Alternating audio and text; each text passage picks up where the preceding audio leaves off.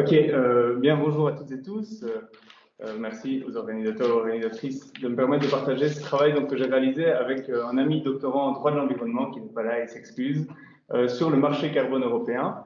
Alors, j'ai 20 minutes, du coup, c'est un sujet un petit peu technique. Je vais essayer d'être compréhensible et rapide, mais je risque aussi d'être un peu superficiel, donc n'hésitez pas après pour que je puisse revenir sur certains enjeux. Parce qu'en soi, je dois présenter surtout trois éléments, le marché carbone, puis le discours économique, le discours juridique et comment, parce que c'est bien notre question de recherche, ces deux discours ont pesé sur la mise en forme du marché carbone européen. On ne se fait pas du tout d'idée, il y a plein d'autres éléments d'ordre géopolitique, d'ordre économique qui ont déterminé la mise en forme de ce marché, mais on verra que les discours ont permis de justifier et même ont impacté la mise en forme du marché carbone européen. Et un enjeu en particulier, ça va être de regarder comment ces deux discours qui impacteront différemment la communication de la Commission européenne. La Commission, c'est l'organe de l'Union européenne qui soutient le marché carbone. Comment est-ce qu'ils vont s'articuler? Est-ce qu'ils vont spontanément converger? Est-ce qu'ils vont être traduits pour être conciliés dans ce dispositif de communication? C'est ce qu'on va voir. Alors, le marché carbone européen, c'est, selon l'Union européenne, le principal représentant de l'action climatique de l'Union européenne. Et son objectif, c'est la réduction des émissions, donc pas du gaz à effet de serre qui est déjà émis, mais des émissions de gaz à effet de serre. Donc c'est plus large que le CO2, mais ça l'inclut, par un principe qu'il est important de comprendre, parce que toute la clé est là, qui est le cap and trade. Donc en fait, on va déterminer un stock d'émissions autorisées au début de chaque année. Et cette détermination n'est pas marchande, parce qu'il faut bien comprendre où est le processus économique et où est le processus politique. Ici, dans le marché carbone, en amont, il y a un processus politique qui est, OK, on va déterminer le stock d'émissions autorisées. Ici, comme vous le savez, c'est la neutralité carbone d'ici 2050. Et donc, en 2050, il y a un stock d'émissions qui est déterminé et on essaye de l'atteindre en réduisant chaque année le stock d'émissions éligibles. Et où est le processus marchand? C'est qu'au début de l'année, donc, la Commission détermine le stock d'émissions et puis après va le vendre ou le donner aux entreprises qui sont couvertes par ce marché, qui après, par des mécanismes marchands, vont impacter sa distribution. Donc certaines entreprises vont en acheter plus que d'autres vont pouvoir même en vendre et se faire des profits. Mais en aucun cas, ces processus marchands vont impacter le volume du stock, ils vont simplement impacter sa distribution. Donc, ce mécanisme de marché carbone a été lancé en 2005 et c'est un dispositif expérimental qui fonctionne selon le principe de learning by doing, donc avec des ajustements au-delà au fur et à mesure des différentes phases. Donc, la théorie économique qui est à l'origine du marché carbone et qui n'a cessé d'impacter sa mise en forme tout au long des phases, c'est la théorie économique des droits de propriété. Il y a deux idées de cette théorie économique. La première, qui sont à retenir parce qu'elles ont vraiment impacté ce dispositif. La première, elle est assez simple parce qu'elle a assez diffusé le sens commun sous la métaphore de la tragédie des communs. Donc, c'est l'idée que pour éviter une gestion sous-optimale d'une ressource, typiquement une surexploitation de la nature, il faut instaurer et bien définir des droits de propriété. Dans le cas d'une terre, par exemple, si les droits de propriété sont trop lâchement définis ou inexistants, il y a un incitant pour les individus à la surexploiter et la détruire. Cette idée-là est bien comprise, mais elle a vraiment eu un rôle fondamental dans la création d'un marché carbone comme technique de gestion écologique. Et la deuxième idée est un peu moins répandue et donc un peu plus technique, c'est que pour bénéficier des efficacités marchandes, ces droits de propriété doivent être échangeables. Une condition pour que cette idée soit valable, c'est qu'il faut une présence d'hétérogénéité. Prenons toujours l'exemple de cette terre, si les agents sont hétérogènes en préférence, c'est-à-dire s'ils souhaitent différemment entre eux avoir accès à cette terre, eh bien, si vous donnez les droits de propriété de manière fixe, figée, inéchangeable, eh bien, il y aura des situations absurdes où deux personnes veulent échanger, mais ne peuvent pas. Et donc ça, c'est typiquement une inefficacité au sens économique. Quel est le lien avec le marché carbone? C'est qu'il y a une hétérogénéité en termes de facilité de réduire ses propres émissions pour les entreprises. C'est ce qu'on appelle, et là il y a un petit graphe, mais je vous jure que c'est le seul, les coûts de dépollution. Ici, on voit deux entreprises, l'entreprise A et l'entreprise B, et on voit que leur coût de dépollution croît de manière très différente. Pour l'entreprise A, c'est ceci, et il croît beaucoup moins vite que celui de l'entreprise B. OK? Donc, si on alloue de manière égalitaire les quotas, Ici, on comprend les quotas comme l'effort de dépollution nécessaire.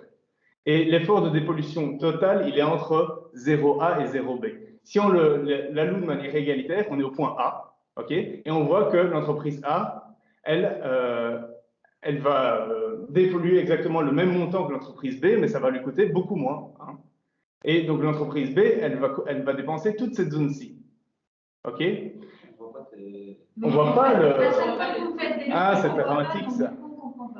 D'accord, vous ne comprenez pas. On comprend pas. On comprend, mais c'est plus difficile.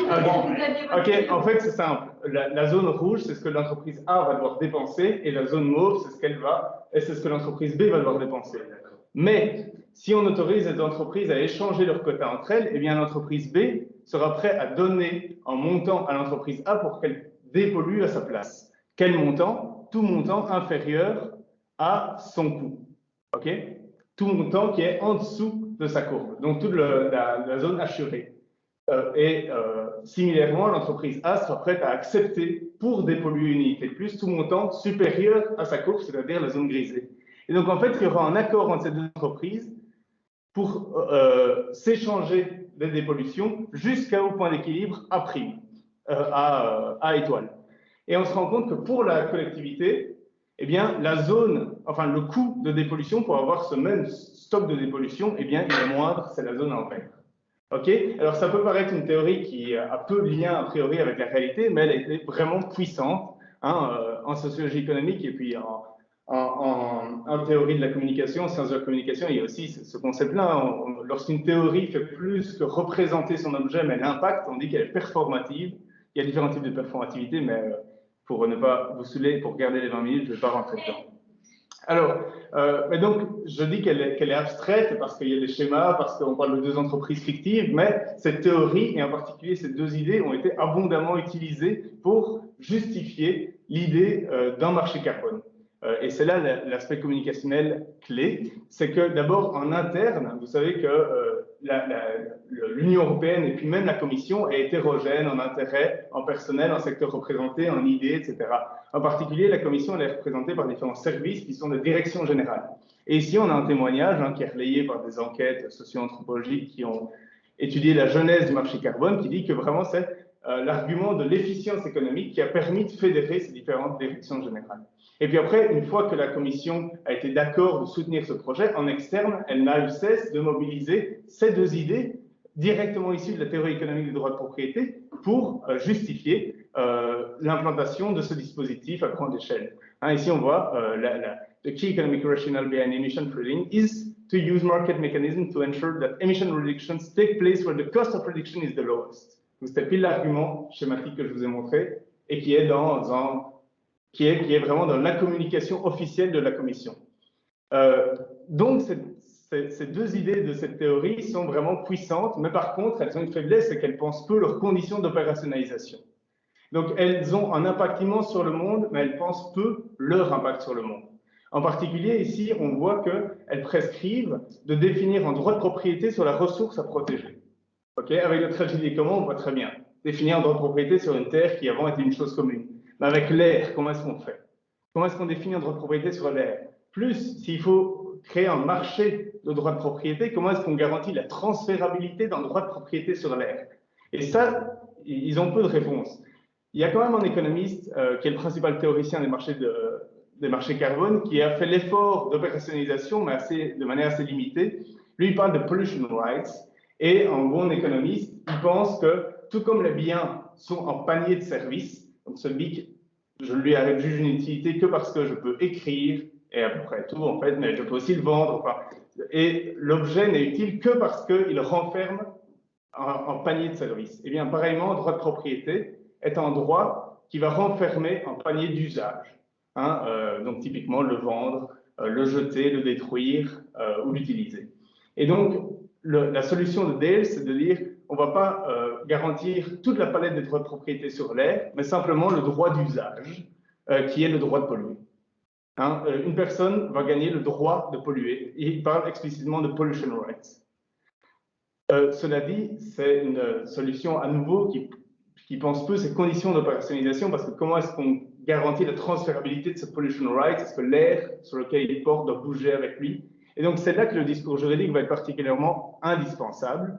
Ce qui est une solution, c'est qu'on va créer une médiation par un titre qui va garantir ce droit d'usage sur l'air, ce permis de polluer, et sur lequel porte un droit de propriété classique. C'est le quota d'émissions dans le cas européen. Donc, on crée une médiation sur lequel le droit de propriété classique est compatible avec tout le droit qui impose des contraintes à tout nouveau dispositif, mais qui va garantir ce droit spécial qui est le droit de polluer. Donc c'est une solution qui n'est pas complètement ignorée par les économistes, mais ça n'empêche que c'est un effort proprement juridique et réalisé par des juristes de le rendre compatible avec tout le volume du droit. Je vais pas complètement, enfin je vais juste mentionner que le principal prédécesseur du marché carbone européen, c'est un marché de dioxyde de soufre états-unien, et là il ne spécifie pas, d'ailleurs il dit explicitement que such allowance, donc le permis, ce titre qui fait médiation, il ne constitue pas un droit de propriété. Donc là, c'est en fait une résistance du système politique et pas juridique, parce qu'en fait, quand il y a une propriété, étant donné que l'entreprise doit donner le quota en fonction de ce qu'elle pollue, c'est une expropriation forcée qui impliquerait une compensation. Donc, parce qu'on force une entreprise détentrice d'un titre de le délivrer. Et ça, c'est contraire au droit de propriété. Et donc, pour garder leur marge de manœuvre, les politiciens, enfin le système politique, on pourrait dire, a laissé une ambiguïté là où les juristes avaient fait l'effort de traduire la théorie économique du droit de propriété en réalité opérationnelle. Dans le cas européen, on ne parle pas de allowance, on parle de quota. Alors, l'Union européenne, elle ne va pas se prononcer sur la nature juridique de quota, peut-être par facilité, mais aussi, à minima, juste par compétence. L'Union européenne ne traite jamais du régime de propriété, c'est une compétence qu'elle relègue aux ordres nationaux, aux ordres juridiques nationaux. Mais dans le cas wallon, dans le cas intimiste qui nous intéresse, là, le décret ne spécifie pas non plus la nature juridique de quota. Il laisse une ambiguïté qu'a saisi Cochrane, donc une grosse entreprise sidérurgiste, pour dire mais en fait, vous ne nous avez pas donné tous les quotas que vous aviez prévus, c'est une violation du droit de propriété, je fais un recours d'annulation du décret. Et donc, la Cour d'arbitrage a dû essayer de trouver un argument pour soutenir les gouvernements, c'est que lorsqu'on vous dit que vous avez un droit, même avant de l'avoir, ça ne constitue pas, donc c'est ça, hein, avant sa délivrance, aucun droit à l'obtenir. C'est la dernière phrase pour dire qu'on n'a une propriété qu'à partir du moment où on l'a effectivement. C'est un débat de doctrine, mais qui révèle quoi, selon nous? C'est que le discours juridique a fait tout un tas de gymnastique pour rendre opérationnelle une théorie qui a peu pensé ces conditions d'opérationnalisation. Mais quand même, au fil des traductions et au bout des traductions, on voit que le marché carbone a peu à voir avec la théorie des droits de propriété. Contrairement à ce que la théorie des droits de propriété prescrit, le titre de propriété ne porte pas sur la matière à protéger, mais sur un titre qui va garantir quelque chose, un droit pollué. Et en plus, le droit de propriété sur le titre est incomplet, il est temporaire, etc. Donc en fait, on a du mal à reconnaître la théorie des droits de propriété dans le marché carbone. Et pourtant, c'est toujours cette théorie des droits de propriété qui est majoritairement mobilisée par la Commission pour justifier le marché carbone. Si vous me suivez. Donc en fait, l'idée, c'était comment est-ce qu'on explique ce décalage, pourquoi est-ce qu'il est rendu supportable, comment est-ce que la Commission peut penser, et même...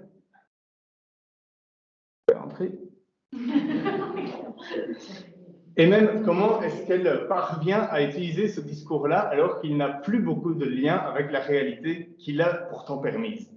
Deux hypothèses. La première, c'est en fait que le discours juridique a fait tout le boulot en cuisine, mais de manière complètement invisible. Il s'est mis pour mission de minimiser les torsions, les différences entre la réalité et la théorie économique, et il s'est complètement subordonné. Pourquoi est-ce qu'il a fait ça? Là aussi, il y a des hypothèses qu'on avance, mais sur lesquelles on pourra revenir. Et puis un autre élément explicatif, pourquoi est-ce que ce décalage est rendu supportable? Parce qu'il n'y a pas eu de controverse. Juste personne l'a relevé. Enfin, si, des gens l'ont relevé, vous allez voir, mais personne n'en a fait scandale. Il n'y a pas eu de scandales qui ont explosé, qui ont visibilisé cette tension. Hein? À part l'affaire Cochrane, mais ça n'a pas fait les médias, etc. Cela dit, il y a beaucoup de problèmes avec le marché carbone, ça non plus, je n'aurai pas le temps de le dire, mais croyez-moi sur parole, et qui peuvent être liés à l'absence de pluralité de discours qui ont été audibles. Donc, pour terminer, on peut imaginer une une communication alternative de la Commission qui aurait donné lieu à un autre marché carbone. Le premier, c'est le discours juridique. Le discours juridique, il a eu conscience que le discours économique était fondamentalement dépendant de lui, de son effort de traduction pour le rendre opérationnel, mais il a été très docile. Il y a quand même certains juristes qui ont remarqué que cette patrimonialisation, cette privatisation était un recul dans le champ de la chose commune, mais ça a été quand même assez prudent. On aurait pu faire valoir le statut de chose commune qui est dans le Code civil. Enfin, on aurait pu imaginer que les juristes refusent cette traduction au nom du statut de chose commune. Mais en fait, il n'y a pas eu beaucoup de cette résistance. Il y a eu une résistance d'autres discours, mais qui ont été assez inaudibles. Et ça, c'est peut-être parce qu'on ne les a pas rendus assez audibles, mais parce qu'on n'a pas assez fait d'affaires autour. C'est le discours socio-anthropologique, notamment, anthropologique en tout cas, qui a relayé le point de vue de sociétés qui étaient concernées au premier plan par le marché carbone, par un enjeu qui est le mécanisme de développement propre. Le mécanisme de développement propre, il permet à des sociétés d'avoir des quotas carbone gratuits en échange de financement de projets de réduction dans le Sud, dans les pays en voie de développement. Mais donc, ces sociétés étaient uniquement intéressées pour avoir à court terme un quota et donc pour regardant des impacts pour les populations concernées par leurs projets et même par leurs impacts écologiques. C'était simplement un impact administratif qu'elles voulaient avoir leur quota. Et ça, des anthropologues ont relayé et fait écho à ça. Et on est en droit de penser que si la Commission avait voulu justifier le marché carbone à partir de discours anthropologiques, il n'aurait pas la même forme aujourd'hui. Pareil avec les discours militants qui étaient moins sensibles aux enjeux d'efficience et de minimisation des coûts pour l'ensemble des entreprises, industries couvertes qui, par ailleurs, ont des marges de profit qui permettraient d'encaisser certains coûts, selon les discours militants, et donc qui auraient plaidé pour une réduction plus drastique de ce stock qu'on autorise en début de chaque année. Voilà, j'espère que c'était audible et je vous laisse avec l'évolution du prix du quota carbone. C'est volatile. Voilà, merci pour votre attention. Peut-être reprendre la... Oui, je vous laisse. C'est Alexandre, hein, Tom. Non, c'est Tom. Bon, ben, merci beaucoup. C'était vraiment... D'abord, il y avait un punch que votre camarade a bien essayé de modérer un peu sans s'y réussir parfaitement, qui était vraiment bien en même temps. Alors, on a eu peut-être un petit peu de mal à dessus, mais en fait, on a abouti à quelque chose. Je vais peut-être vous interpeller directement là-dessus. Si je comprends bien cette volonté d'appliquer un droit de propriété à la question des quotas carbone, ce serait plutôt, globalement, d'après ce que vous dites, du contournement ou du détournement plutôt qu'un cercle vertueux, globalement. Avec peut-être quand même des nuances par rapport à ce que je dis. Oui, quand même quelques nuances. Je dirais pas que c'est un contournement, mais enfin, ça dépend comment on entend contournement, mais en tout cas, ça a résulté d'un effort du discours juridique pour rendre opérationnelle une théorie qui n'avait pas forcément vocation de l'être, ou en tout cas qui n'avait pas pensé les conditions d'opérationnalisation. Voilà. Et donc, oui, on a le droit de poser un regard critique sur cette théorie qui a eu un impact qu'elle n'imaginait pas d'ailleurs. Quand on regarde les premiers auteurs qui ont pensé ce marché carbone, ils ne pensaient pas que ça allait devenir le principal représentant de la politique climatique européenne. Et donc, ça a posé plein de problèmes opérationnels, mais qu'ont réussi à résoudre les juristes, peut-être malheureusement. Ouais, donc on voit que derrière cette question-là, il y a des enjeux quand même très importants, quoi. Oui. Y a-t-il des questions? Dans le chat, il y a une question. Ici. Comment apprécier le souci de l'intensité carbone versus la valeur absolue des émissions de l'entreprise? Et aussi, s'agit-il d'un transfert de responsabilité à des sous-traitants plus haut dans la chaîne d'approvisionnement, plus opaques? Alors, sur la première question, il faut que je la relise quand même. De l'intensité carbone versus la valeur absolue. C'est une distinction conceptuelle qu'il n'y a pas dans le débat, mais que vous détenez peut-être, parce que intensité carbone et valeur absolue des émissions, pour moi, c'était des synonymes. Donc, ou alors, si c'est peut-être la distinction stock-flux, donc intensité carbone, ce qui est déjà dans l'air, le stock, et émission, le flux. Et donc, oui, j'ai bien dit que le marché carbone ne traitait que des flux en limitant les émissions indépendamment de ce qui... C'est par unité de production. Ah, ok. Comment adresser le souci? Oui, c'est un vrai souci parce que ça pose des questions d'inégalité entre entreprises. Donc, cette question, c'est ça, si vous l'avez bien comprise, c'est que là, on raisonne en termes de valeur absolue par société, donc combien est-ce qu'elle va émettre, et pas combien est-ce qu'elle va émettre par unité de production. Bon, après, il y a du sens à traiter par combien est-ce qu'elle va émettre, quoi, parce que si on traitait par unité de production, c'est un gros incitant à produire beaucoup pour réduire son intensité carbone. Donc, a priori, ça a du sens de raisonner en termes absolus. Et c'est comme ça que fait le marché carbone, quoi. Après, c'est la question d'un transfert vers une forme de sous-traitance. Ça, oui, c'est intéressant parce que c'était le gros souci de la Commission, c'était qu'elle avait peur de délocalisation. Parce que donc c'est un coût qu'on va imposer à nos entreprises qui vont soit sous-traiter, comme vous le dites, à des entreprises qui ne sont pas couvertes par le marché carbone, soit même se barrer. Et ça a été un argument beaucoup contre cette régulation. Mais il a fini par céder, mais à certains prix, c'est qu'on disait, OK, ben, pour ne pas perdre en compétitivité, on ne va pas vendre les quotas, on va les donner. Et puis en plus, on ne va pas couvrir le secteur de l'aviation et d'autres secteurs sensibles à la délocalisation. Donc cet argument, il a une grosse force, on aurait pu le mettre parce que c'est aussi un argument de nature économique, mais d'une autre théorie. Il a une grande force en minimisation de la régulation, quoi. Mais maintenant, en fait, on se rend compte, il me semble que c'est pas suffisant comme coût pour justifier une délocalisation totale. Et puis en plus, les entreprises ne peuvent pas se passer vraiment d'ancrage européen. Et donc maintenant, le secteur de l'aviation y est et on fait payer les quotas. Donc voilà, ça répond un peu à l'enjeu de la chaîne d'approvisionnement. Alors, il y avait Céline avant toi, Catherine, et ensuite Catherine Leneux.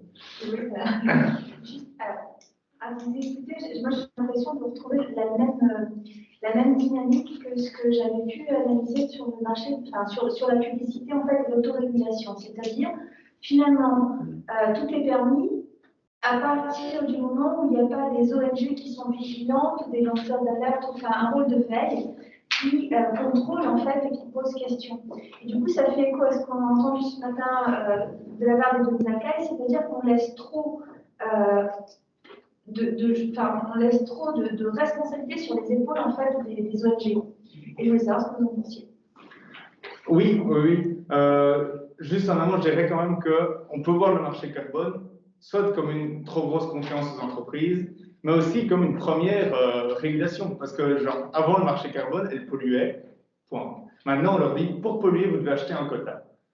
Et donc, par contre, là où votre question a une pertinence particulière, c'est, OK, et comment est-ce que les entreprises vont savoir ce qu'elles polluent? Et donc, c'est un peu... il y a des inspections, mais c'est elles qui doivent calculer leur pollution pour savoir combien de quotas elles doivent acheter. Et là, il y a en particulier des ONG Carbon Watch, je pense, qui veillent au grain, enfin pas au grain justement parce qu'elles n'ont pas assez de moyens, mais pour essayer de limiter les fraudes, etc. Et puis par exemple, celles qui regardent à la validité des projets financés dans les pays en voie de développement pour avoir des quotas gratuits. Là aussi, il y a des trous desquels profitent les entreprises qui sont couvertes. Et donc sans doute qu'on demande beaucoup aux ONG qu'il faudrait que l'Union européenne ait plus de surveillance. Ouais, c'est ça. Voilà ma réponse. Catherine Leneux. Oui, alors moi je voulais vous remercier parce que j'ai trouvé, malgré l'heure tardive, votre intervention, vraiment, moi ça me stimule beaucoup parce que je suis en information communication. Il faut dire qu'il a du punch. Hein. Oui, alors c'est vrai que vous avez du punch, je ne le dis plus de façon plus enrobée, mais c'est vrai, vous aviez du punch, Michel Arriva. Oui, je reprends. Donc, ce que je vous disais, c'est que moi, je travaille sur les chats, sur les questions de déontologie. Tout à l'heure, je prendrai la parole avec ma collègue sur ce point-là. Mais ce que je fais de plus en plus, c'est que je travaille l'interdisciplinarité entre information-communication et la sociologie du droit, pour le dire rapidement. Et en réalité, j'ai eu le sentiment que vous étiez aussi dans cette famille-là, et donc ça m'a beaucoup intéressée.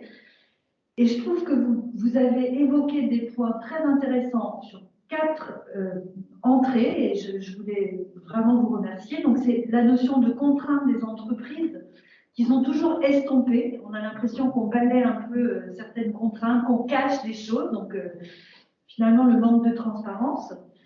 Vous avez aussi évoqué un point en creux dans votre exposé qui m'a intéressé, c'est tout ce qui est les régulations qui existent. Finalement, on est dans la responsabilité sociale des entreprises aussi. Hein. Donc, toutes ces régulations qui cheminent, qui sont floues, qui sont gazeuses, qui ne sont pas très visibles, mais vous avez vraiment montrer cette dimension-là de com, finalement, qu'on trouve autour de cette régulation.